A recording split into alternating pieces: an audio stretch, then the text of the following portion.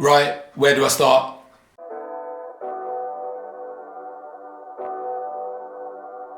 That's how I know. That's how I know. That's how I know. That's how I know. That's how I know. That's how I know. That's how I know. That's how I knew that I was different. That's how I know. That's how I know. That's how I know. That's how I know. That's how I know. That's how I know. That's how I know. That's how I knew that I was different. My name's Ish and welcome to Ish's Travels. So I have been living in Australia for the past 3 years and now I'm back home, so I'm ready to tell the story.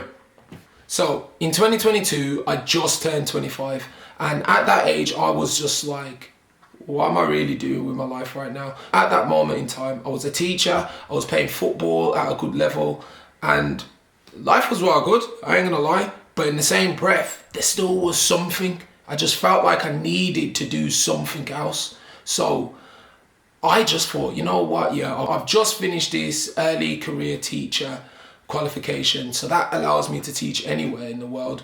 So why don't I actually just use this and go and teach overseas? So I was like, you know what, cool, I'm gonna do it. During the time of making the decision, I was also speaking to two of my friends that were living in Australia and I was seeing the lifestyle that they were living and I was like, you know what, yeah, that lifestyle looks sick. I want a bit of that. I want to experience it for myself, you know.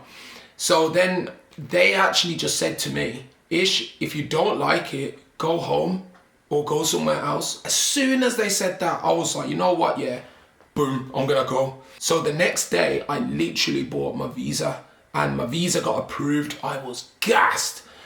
After that got approved, I then booked my flights. And by the way, I didn't tell my siblings, didn't tell my parents, didn't tell anybody. I just personally was just ready. I made the decision and I knew it wasn't gonna be easy, but the reason why it wasn't easy is because I've got friends and family here, whereas over in Australia, I've only got two. So at that moment in time, I was like, really, am I gonna go from my people to two of my people? But I was like, you know what, it is what it is. Like when I went to uni, I had to do the same, deal with the same thing. So why not just do this on the next level? So I chose to live in Perth and that's because two of my friends live there and as real as it gets, like they know what's going on there and I have no idea. So I'd rather be with them and if I don't like it there, I can just go and do what I'm doing and go somewhere else or go home, one of the two. So within that situation, I was like, you know what, yeah, cool. I'm booked and I'm ready to go. So what I did was I did a leaving do before I left. So big up everyone that came through. It was quite mad leaving really because I was leaving and I didn't know when I was next gonna see my family or my friends, you know. But it was a thing where I knew I was gonna see them eventually innit, so I just went with it. So bear this in mind, I've never been on a flight longer than 9 hours. So going to Australia was gonna be a bit tricky cause I'm not used to flying for so long. But obviously now I'm used to it, but back then, whoa. So I had to do like a 13-hour flight to Malaysia and then I did like another 5 hours or so. So in total, including staying in Malaysia, it was a 20-hour flight. Long, oh my life, long. But in the same breath though, it was only because that was my first occasion on a flight for so long. Now it's easy, to be fair. After that, I ended up flying into Perth. So once I flew into Perth, my friend Ed picked me up. Big up Ed and big up Jay Carr. They're the reason why I even went to Australia in the first place because them two were the links. They knew what to do and how to adjust myself. So as I got to Perth, I stayed at theirs for the first night. And then the next day, I actually checked into a hostel. I didn't want to overbook myself too early. So I didn't want to do that because I don't know what it's like there. So by week I can just see and adjust, you know. So I ended up just booking 1 week in Hostel G. And it was a nice hostel. And to be fair, it's actually probably one of the nicest hostels I've probably stayed at. Like within all the countries that I've been to. So big up Hostel G, it was good. So anyway, after that though, I was like, what am I gonna do? Like I started just going to the parks, going to the museum in the city, and I just started just trying to make friends really, because at the moment I've only got 2 friends in this whole country, you know what I mean? So through the hostel and whatnot, I started meeting people, and then we started going out. And I actually just needed to sort out my paperwork though. So I needed to get my working with children's check, my tax file number so I can get paid. I needed to make a bank account. I also needed to get a Medicare card. And the Medicare card is really important, to be fair, because if I needed to go to the doctors or to go to the hospital, I can prove that I am an English citizen. And because Australia is linked with England through the Commonwealth, they will help me basically if I was sick.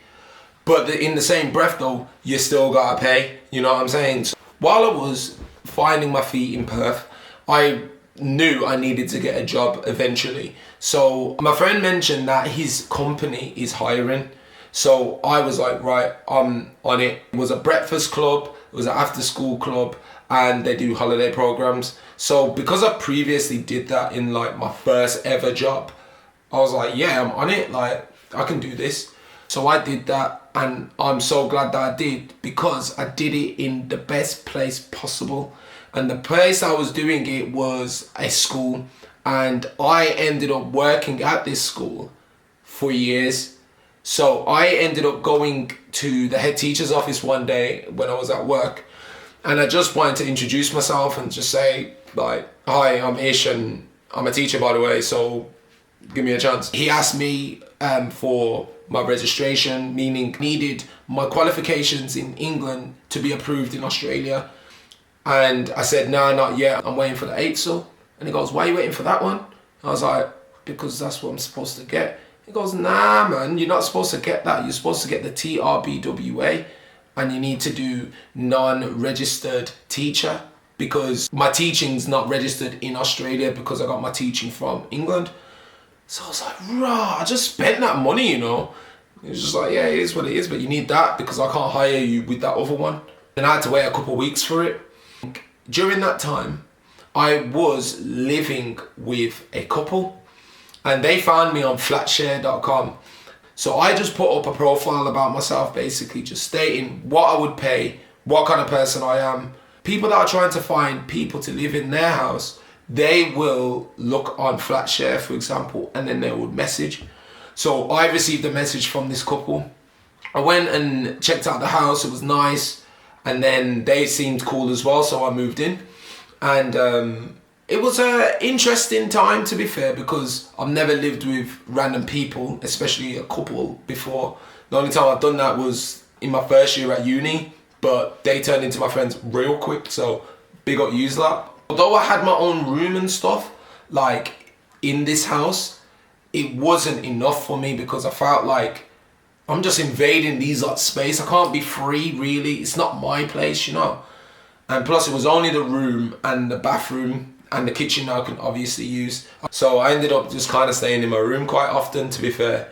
And then when I had friends come around, we kind of just did that as well. We didn't chill in the living room, we just chilled in my room like. So anyway, I moved. Yeah, so I moved and I was like, well, what am I gonna do then?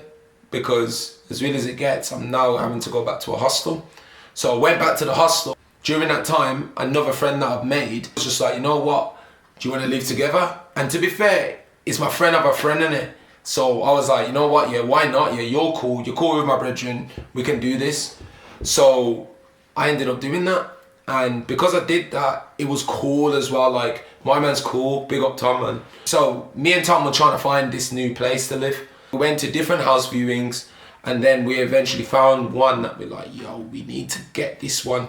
It had a swimming pool and it had a gym. But when we went and checked out that place, there was like 30 people there, and they'd done 2 days of viewings. So I'm just like, imagine if it was 30 then and 30 the next time, and then more time done another one, another time of the day. Like, yo, we're gonna have to put more money in, you know, because someone else is gonna want this place. So we did. So we put an extra bit of money on with our application, and it got approved. Oh my days. On the 4th of October, I was able to move in there. I was so gassed. Oh my life. Think about it this way. I left this couple's house. I've moved back into a hostel and I'm having to share with random people again. And then I've now got my own place with my friend. And I'm like, oh my days. I was so happy at that time because within that 3 months, I've been all over the place. You know what I mean? Still living out my suitcase and whatnot. It's long. So being able to do that, it was so good for me. Within the first 2 weeks of living there, I was walking to my job because my job wasn't far from where I was living. It was literally like a 6-7 minute walk. And I received an email. Yo, so what then? Ish has officially got his teaching registration. So I'm now a teacher in Australia. I'm about to walk and go and get my first job. Let's go. Let's do this. I went straight to work, straight to the head teacher's office, and I just said to him, well, you reckon, can you give me a job? And he was just like, you know what, I'm going to give you a chance though. So he, chance still, he didn't say that. He said, I'll give you a chance. So a couple of days later, I got a text, and the text stated that if I'm available to work today for relief. And I said, yeah. And think about it this way, at that time, I'm working at that school anyway. So all I'm doing is breakfast club. And then I taught during the day, and then I just did an after school club straight after. I can't believe I've ended it like that. You know what? I'm sorry. I'm not really. But stay tuned for the next episode.